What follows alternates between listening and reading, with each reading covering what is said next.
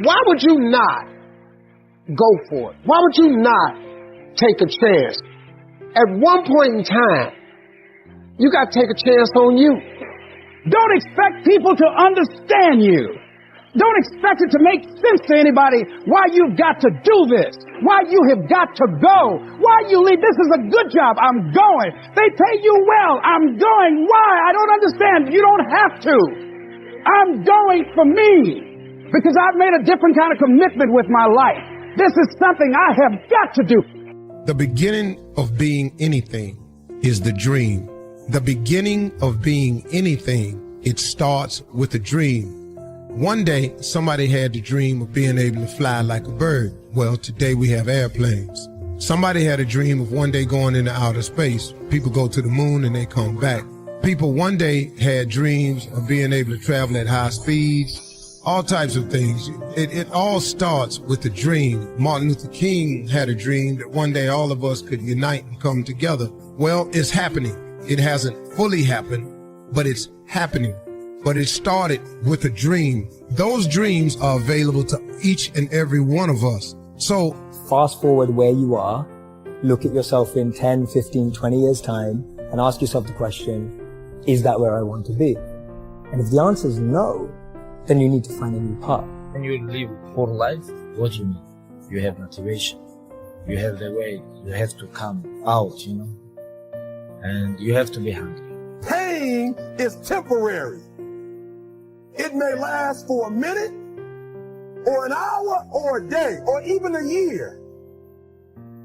But eventually, it will subside. And something else will take its place. If I quit, however, it will last forever. Until you're able to really put yourself into that dream, but don't make dreams your master, that's where you truly become what you're destined to become. When you become the master of your dream is when you say, I want to go be a Navy SEAL. And you say, okay, I'm going to lose 106 pounds in less than 3 months. The dream was the one thing I thought about, and the dream was now gone. Now, what comes in, the dream goes away, and the laundry list of details and tasks come up. Gotta do this, gotta do this, gotta do this, gotta do this. That's when you become the master of your dream. You don't have talent, you have to work so hard. When you work so hard and sacrifice your time, sacrifice, you become more disciplined. Trial and error. You grow up and you make game-winning shots and it's awesome. You come back the next day and miss a game-winning shot and it's misery. And then the next day comes and you're back playing again. And you understand that life has this cyclical nature where it's, what you do on Monday is fantastic, but then Tuesday is a bad day. But guess what? There's Wednesday. So are we just supposed to live our lives like this the whole time? Versus just staying like this, understanding that it's really just a journey of evolution every day. It's just constant improvement, constant curiosity, constantly getting better. The results don't really matter. You ain't gonna die. At the end of pain is success. You're not gonna die because you're feeling a little pain. I'm not eating like I eat at home. That's why you're about to go to the next level, because if you keep eating like you ate at home, you'll keep being a boy or a girl. It's time to become man, woman. The hardest thing to do is to enable people to see themselves as they are. Not as they hoped they were, not as they've been taught they are, but as they actually are. It's the single hardest thing to do, and I'll tell you why. Because we're all embedded in this construct of a thing called identity, right? And what people forget is identity by its very nature, one is man-made and two is exclusive. What that means is, if I want something, I go into the future in my brain, which is powerful, and I visualize exactly what I want. So I'm there, I'm in my future. And then I think about every single thing I need to do to make that happen, and every single thing that could stop that from happening and what I need to avoid. And I go right back. And then I put everything and every single attitude and person around me in my vision that's going to make me get to what I want. And also, I try to get the people around me to think about the same exact vision. So you can inspire people and all that energy is focused on one thing that they can visualize in their head. Then it becomes a tangible reality. And I know that to be a fact because it's happening. Most of us lower our standards. Why? Because who you spend time with, my friends, is who you become. Quality of your life is the quality of where you live emotionally. Like we all have a home. Angry people find a way to get angry, even if their life doesn't have to be angry about. We can always find it. Sad people find a way to be sad. Caring people find a way to care for other people. So one thing you got to identify is, where are you living? What's your home? What's your habit? And then the way to change it is that when I was homeless, literally on my own, just getting started, I didn't have the internet, but I decided I had to go to a library and I had to feed my mind. And I always tell people the first stage is, weeds grow automatically. One of my teachers taught me, he said, every day stand guard at the door of your mind and feed it something good. Because if your worst enemy puts sugar in your coffee here, you're fine. If your best friend by accident trying to help you put some strychnine, you're dead. So if you feed your mind every day, 30 minutes a day of reading something, hearing something. Second, you got to strengthen your body. And the reason, Pierce, is fear is physical, right? So is stagnation, so is numbness, so is sadness, so is rage. And when you go in and change your body by an intense workout or a run or even an intense walk and the blood's flowing through you, science has shown it instantly changes your biochemistry. And now your mind and body are working together. Third thing, all these people did in common, if you watch, they found a mission bigger than themselves. Yeah. Something that they want to aspire to that was worth more than their pain. And then the fourth thing is, you got to find a role model. You heard it with Nick. Almost everybody finds a role model that makes it real. Yeah. When you get a role model, it becomes real to you if you get a plan, you get a goal plan, and you take massive action. And the last step, number 5, there's always somebody worse off than you are. I don't care what you've done. So if you can go help somebody worse off, it puts your life in perspective, and it also reminds you life's not about me, it's about we. I always tell people, the secret to a great life, the secret to living is giving. And when you realize there's something you still to give, even if you lost your legs, even if you've been through a horrific financial situation, your life can improve, but more importantly, you'll have a meaningful life because your life will contribute to other people. Decide to develop the habit right now, the habit of focusing on what's right in your world instead of what's wrong. The habit of focusing on what you do have instead of what you don't have in a situation. And as basic as that is, and as well as you know it, you've got to make it a habit. Because those habits form the chain of your ultimate character, of who you become and how you end up living your life. We've got to condition ourselves, because if we don't, we'll go back to the automatic state that most people live in today's society.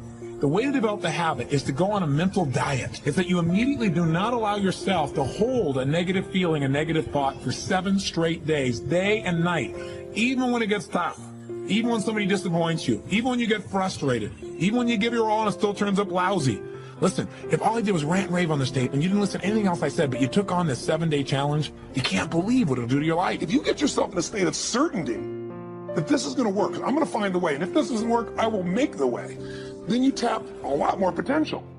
And when you're certain in your potential, you take massive action. When you take massive action, you really believe in something, you get great results. When you get great results, your brain goes, see, I told you I was a stud. People tell me all the time, oh, I'm skeptical or I'm pessimistic. I said, no, you're gutless.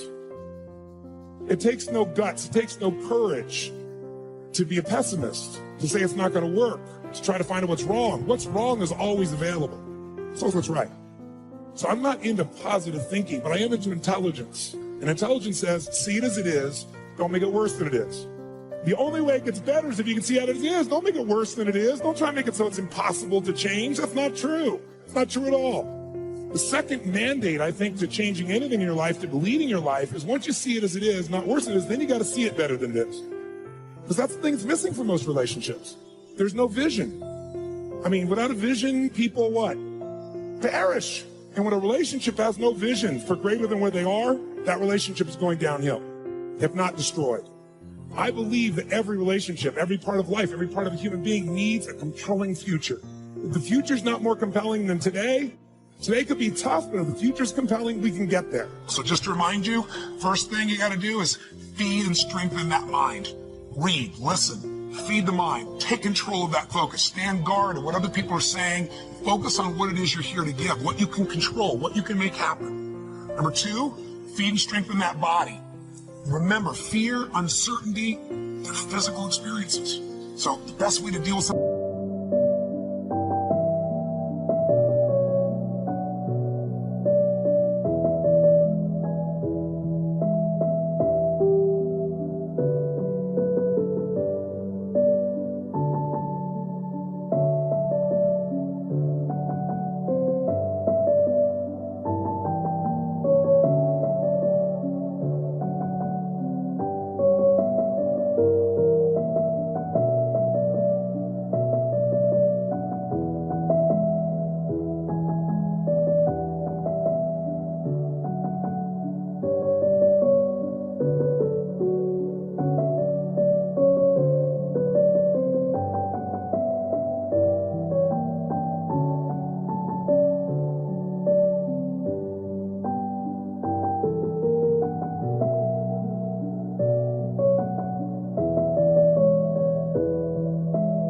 something physical is get physical. Change that body. Go lift some weights. Go for that run. Do something that's going to get you in that state. But get that hour of power going, that 15 minutes to thrive, if you're familiar with that, to train your body and mind to be strong again. Number 3, make sure you put yourself in that position where you find a role model that's going to inspire you and show you that way. Maybe it's a contrasting role model. You think your life's so tough? Find somebody with tougher who's really turned it around. Or maybe it's just somebody who's really succeeded. That you can now see there is a way. There's a way through. There's a way to make this happen, even in the toughest times. There's always a way. 4, make sure you get yourself into action. Get a plan, take massive action. And then number 5, most importantly of all of them, feed your spirit. Feed and strengthen your spirit. And there's only one way to do that. It's to find what you're grateful for and to take time, whether it be prayer for you or just taking a moment to think about what it is that's so lucky in your life. There's a rejuvenation in our spirit when we stop taking things for granted. And when most importantly, what feeds your spirit is to give. To find a way to do something for someone else who's worse off than you are. Because what is this all about? It's about strength, and it's about perspective, it's about action, it's about emotion, and it's about heart. And so many people, miss the opportunity to feel like their life makes a difference. I'm a big believer that motive does matter. That why you do something, people can feel.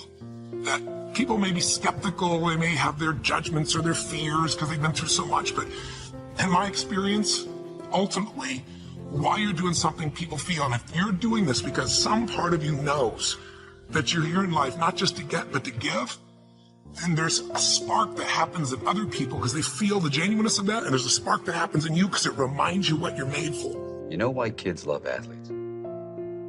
Kids love athletes because they follow their dreams. How much did they first pay you to give up on your dreams? And when were you going to stop and come back and do what makes you happy? I see guys who work at the same company for their entire lives. They clock in, they clock out, and they never have a moment of happiness. You have an opportunity. This is a rebirth. I'm a wake-up call. Maybe you here because you need to hear this. Maybe you here because you need to dust off your dreams. Maybe you need to explore your imagination. Maybe you just need to identify your gift so you can quit tripping in your own life, trying to figure out what you can do when God already planted inside you a long time ago. Remember your dream. All of us have things that we're believing for, something that we want to accomplish. Deep down, we know it's a part of our destiny. We can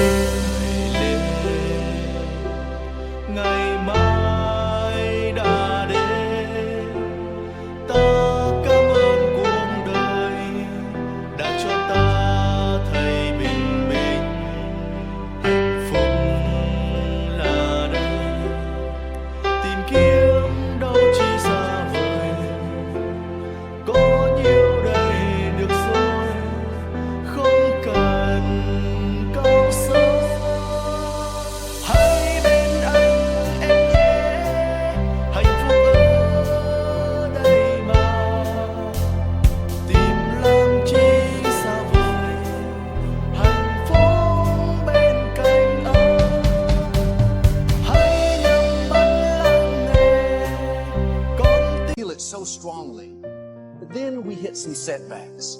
We didn't get the promotion. The medical report wasn't good, or a relationship didn't work out. Life has a way of pushing our dreams down. They can become buried under discouragement, buried under past mistakes. There are dreams buried under divorce, buried under low self-esteem. It's easy to settle for mediocrity even though we have all this potential buried on the inside. Your dream may be buried. The good news is it's still alive. It's not too late to see it come to pass. We've all been through disappointments and setbacks. Life happens. But instead of remembering the hurt, the pain, what didn't work out, the key to reaching your destiny is you have to remember your dream.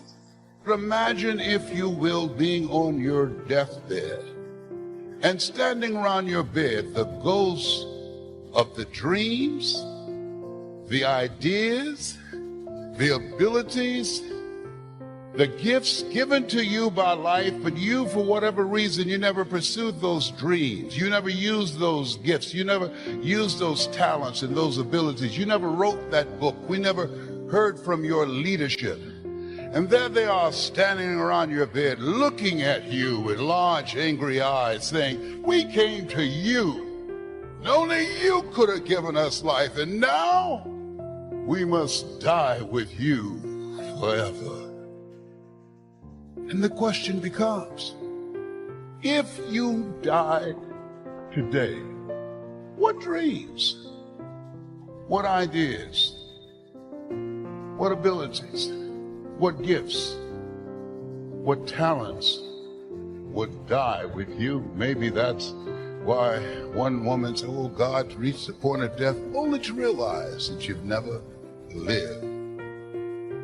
Maybe that's why Henry David Thoreau said, oh God, to reach the point of death, to realize that you've never used all your potential, all of the things that had been instilled in you. Look, man, identify that God-given gift and get to pursuing it. I had a partner. When we was growing up, all he did was cut grass. I'm talking about he cut grass every day. $2 for the front, $2 in the back. But boy, this boy was talented. He had one of them push lawn mowers with the single blade on it. He was so good, he could take the blade, lower it, and raise it. He could cut patterns in your yard with a push lawn mower. He could put your initials in your grass. You know how big that was in the hood? You get a W in your damn yard. This boy was $2 for the front, $2.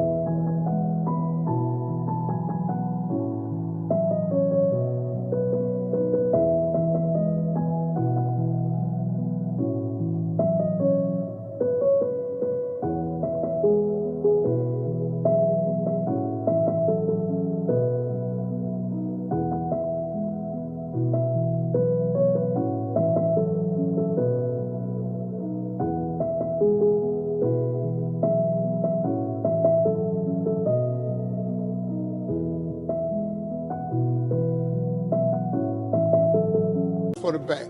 He didn't go play with us nowhere. We going to the swimming pool. Now, man, I got to cut Miss Jackson grass. Hey, man, we going to go to the little school dance. Now, I got to get up in the Maryland. I got to cut Miss Stanley yard. We used to laugh at it. A grass cutter, grass cutter. This boy today in Cleveland, Ohio, he got a landscaping company. You know how much this dude grosses every year? $4 million. $4 million. You know what he do? He cut grass. He got 38 trucks on the road. He got every contract in the city, every office building, every mall. He cut grass. He cut the grass so good when it snowed in Cleveland, he put plows on the front of all 38 of them trucks. He got all the snow removal contract. This boy make $4 million.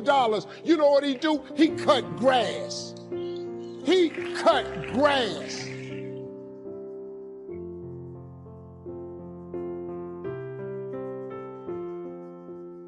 You may not understand why a business didn't make it, why a person walked away, why you came down with an illness. You were doing the right thing, but the wrong thing happened. It's all a part of the process. What did you used to be excited about? Now you think it's been too long, it's too big, it's not possible.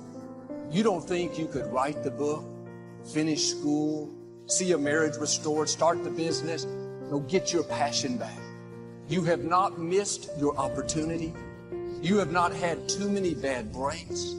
You're not lacking. You didn't get shortchanged. People can't stop you. Bad breaks, disappointments, loss. There are seeds of greatness in you right now. Dreams so big that you can't accomplish them on your own. As you think about your goals and dreams, not only is it possible, not only must you decide that it's necessary, that it's a non-negotiable, you have the ability to do more than you could ever begin to imagine. But when we live in a world where we're told more about our limitations rather than our potential, when we look at our environment and the people and the conversations that we're exposed to early on, we begin to form a limited vision of what's possible for us. And so as you think about your goals and dreams, here's what I can share with you because of what I've gone through, and you know this to be true. Changing your life is hard. Why pay the price? Why work this hard? Why go this far? Why try to learn this much? Why try to do it all? Why try to see it all?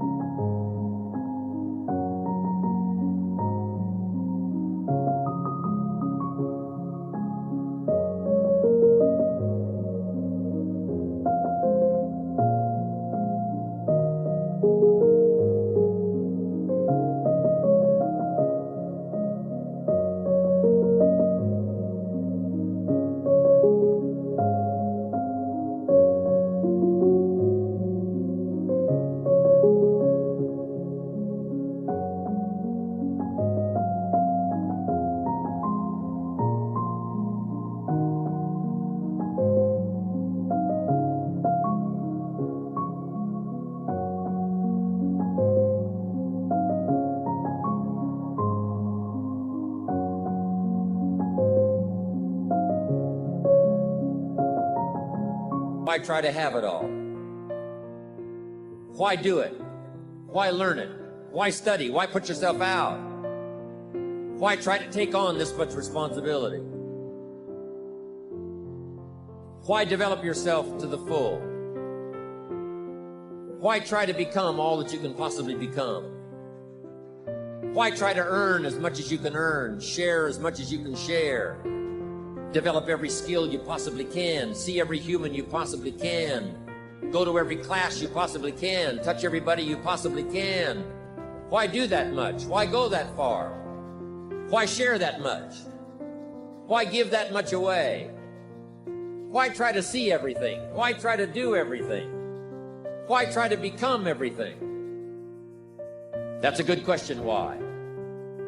And you're the only one personally that can answer that question for yourself. You've got to have your own list of whys. Here's what I want you to do when you go home after you've left this extravaganza. Work on your list of whys. One of the big thrusts for success is to come up with a strong enough why. In leadership training, here's what we learn. If the why is powerful, the how is easy.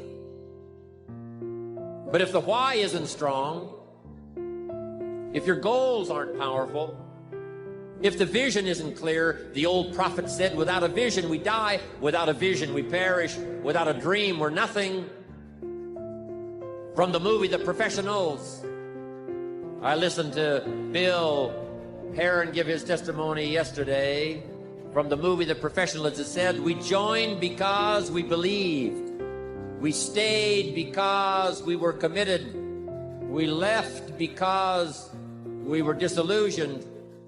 But we came back because we were lost. Without a dream, we are nothing.